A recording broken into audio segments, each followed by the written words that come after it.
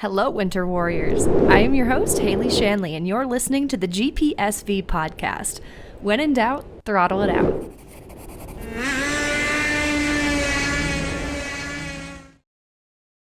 Good day. It is your friend, Haley Shanley, and I am back. So pumped to be back this season alongside Anthony as one of your GPSV podcast hosts.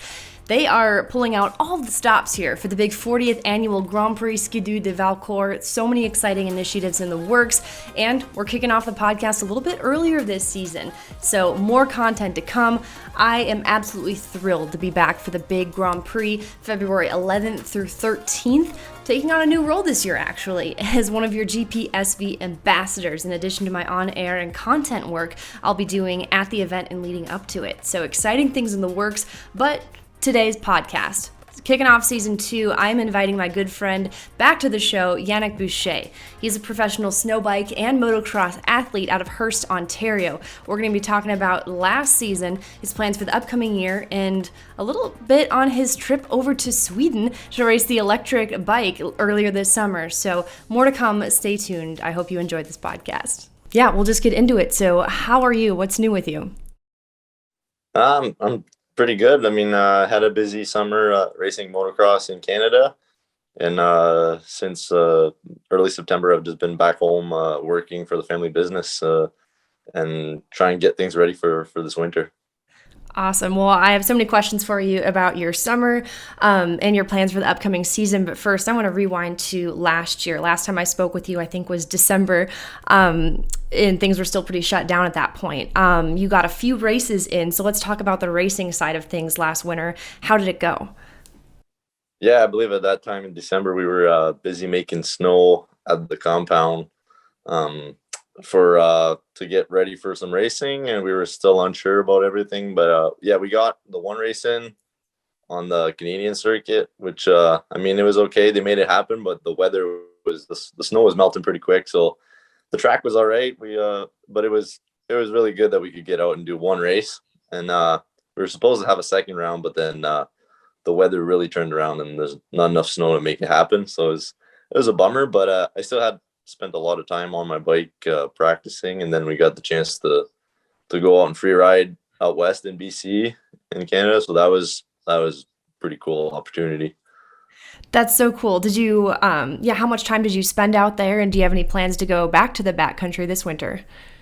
Yeah, we spent the week out there, me, my team owner, and his son, and so we linked up with another Yeti ambassador out there, and yeah, spent a week, and just it was quite the experience, and I could definitely say I want to go back out there for sure. It was a lot of fun.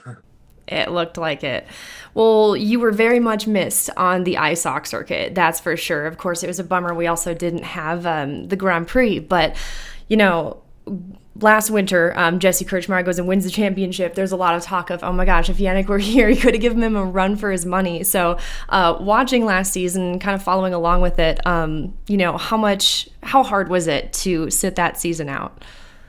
Yeah, it's hard for sure. I mean, I want to be out there and racing, competing against those guys, but the circumstances were just tough for me to make it happen. But yeah, like I want to be out there for sure. So that was my plan. But then things changed and we couldn't quite make it happen. I'm hoping that, I mean, I feel like we're still saying that this is deja vu, but I'm really hoping that the restrictions can lift on the borders so we can just go back and forth across and come over and race some ice hockey stuff. What's the landscape looking like right now? And let's start with what's going on in Canada and in the series up there. Is it, do you expect that it will be a full season this year? It's still a bit up in the air. They're saying that they will have a full season. Just they can't really announce any like firm schedule right now. It's all tentative, so it's still up in the air as far as that goes. I know the Ice Hockey has their series, like the dates are all lined up. So, but I'm not thinking anything's going to get going before January for sure. So. Gotcha. After seeing, Triple Crown, which you had a chance to race this season, I thought that was, a glimmer of optimism, seeing that they were at least a limited capacity of fans. So let's talk about your Triple Crown season for one. How did that go? Did you end up running the full schedule? Yeah, for sure. No, the summer went well. I did end up running the full motocross tour and actually signing up for the Supercross tour at the end of the season. Um, so it was a lot of moto this summer, and it was good. I had some of my best career results were happened this summer, so I'm pretty stoked on how the summer went. And so I mean, yeah, I just want to keep it rolling into the winter now. That's awesome. Will this be your first time running the Supercross portion of the tour? Yeah, it was my first time. I did Montreal Supercross 2 years ago when they last had it. I did it 2 years without like no experience, just went into it as a cool opportunity to go and do it. So I went and did it. But then this year, I decided to do the Supercross. So Supercross is tough. Like I didn't want to get hurt neither, and it's really technical. So I just went into it with an open mind, just having fun and not trying to push it to just to make it through. And I learned a lot from it, and yeah, it was good. That's awesome to hear. Well, along the lines of, on dirt, you had a chance to do something pretty cool this summer and going over to Sweden to do some e-racing or riding on the e-bike. Tell me, how did that opportunity come up, and tell me all about it.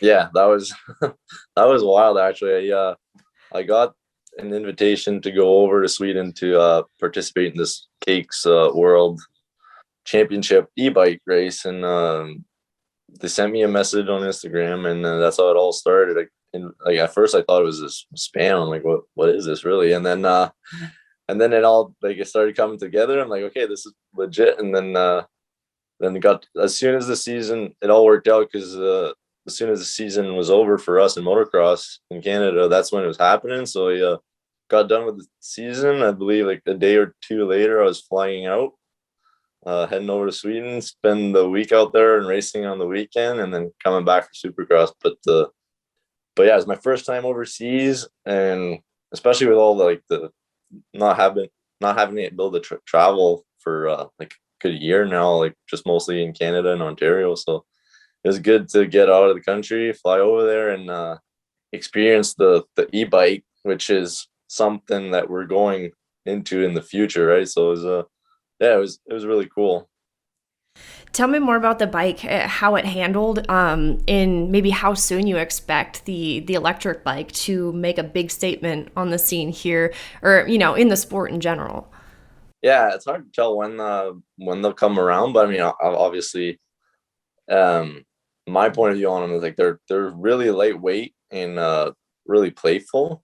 Obviously, not quite the full power of a motocross bike, I found, but they were pretty fun to just mess around. And the type of track we were racing on was a little shorter track, not too like open space stuff. So it's they were really good for that type of like BMX style pump track kind of thing. So it was really fun on that, and just to play around doing wheelies, stoppies, and stuff like that. It was pretty cool.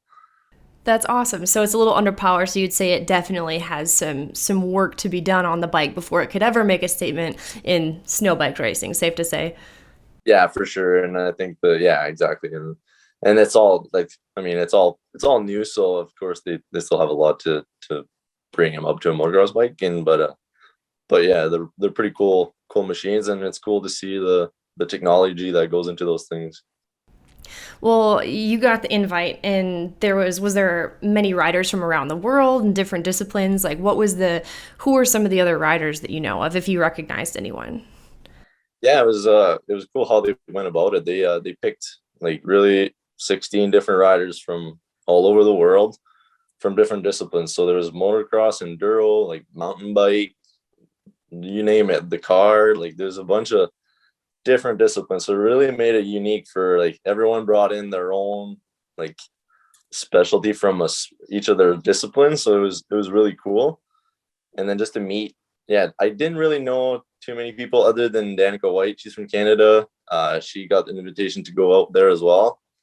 So it was cool to have two Canadians out. And other than that, I didn't really know anybody else, but I mean, met a lot of people, and that was probably the coolest part about it, was just meeting all these different athletes and having a good time during that while we were there.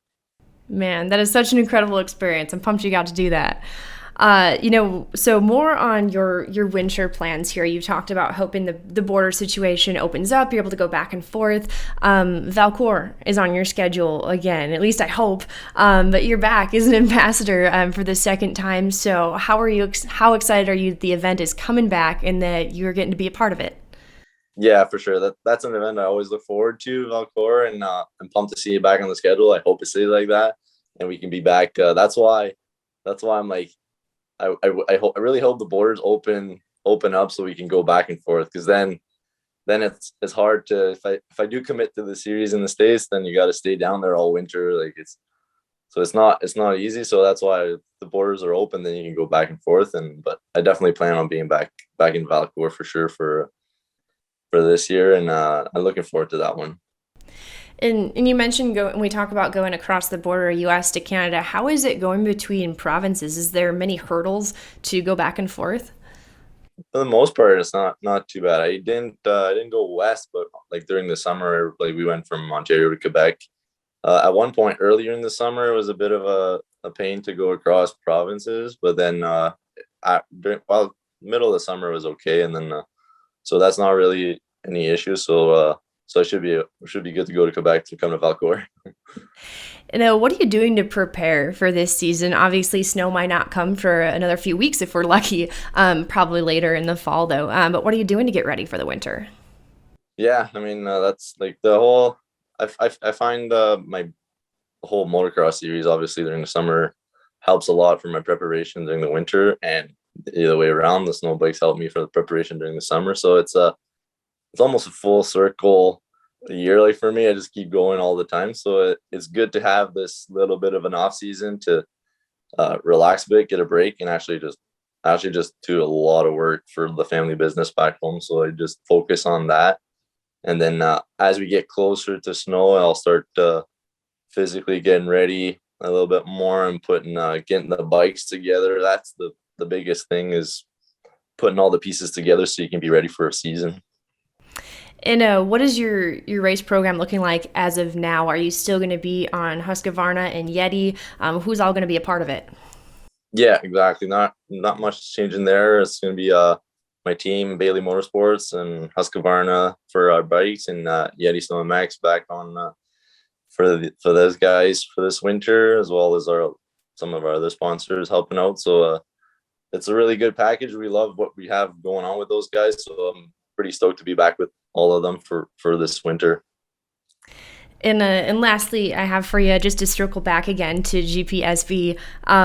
So it's, after taking a year off of that for yourself, also not having raced a ton last year, they're going to be pulling out all the stops with Valcourt this year, with special events, just celebrating the big 40th. What is it that you would say you are most looking forward to about being back? I'm sure it's going to be a big reunion for you as well. Yeah, exactly. Valcourt's always good to see, like you get all the series coming to, like the Quebec series, the Ontario, the Canadian series, and then you get the ISOC guys coming together for this one event, and then you add in the ovals and everything else going on. There's always so much going on, which makes the event really unique. And then for me, even my family, we're still really far away, but my whole family loves going to Valcourt just because there's all these events going on. So it's always good to have family members over and people I know from Quebec meeting up there. So it's always a special event. And one other question that came to mind here, I know I said my last question was the last one, but have you heard of any rumors on the snow bike side, potentially any newcomers to the scene, anyone potentially coming up from the States, I guess industry-wide? What have you heard? I haven't heard not anything as of yet, but hopefully we can get a good turnout and get more and more snow bikes out there. I mean, the Valcourt track is actually really probably the best track to race on snow bikes. It's got endless amounts of snow and no ice to hit with your ski, so it makes it super fun to ride. So I hope more guys can come out and we have a good turnout for snow bikes and put on a good show. It's always great catching up with my friend Yanick Boucher, professional snowbike and motocross athlete. Man, it's exciting to hear about all things he has in the works for the upcoming 2022 season. Fingers crossed he is able to put together that dream schedule of racing in both Canada and the US, but at any rate, you will see him. You heard him. You'll see him at the 40th Annual Grand Prix Skidoo de Valcourt. Yanick, of course, one of your GPSV ambassadors. Look forward to it. I'll be seeing you there as well, February 11th through 13th. If you haven't already, be sure to follow along with GPSV for event updates and content on Facebook, Twitter, Instagram, YouTube, and now on TikTok. I'm Haley Shanley for the GPSV podcast. You can find all of our episodes on Spotify. We're streaming in both English and en français. Thanks for listening to this episode of the GPSV podcast. That was Yanick Boucher. We'll see you next time.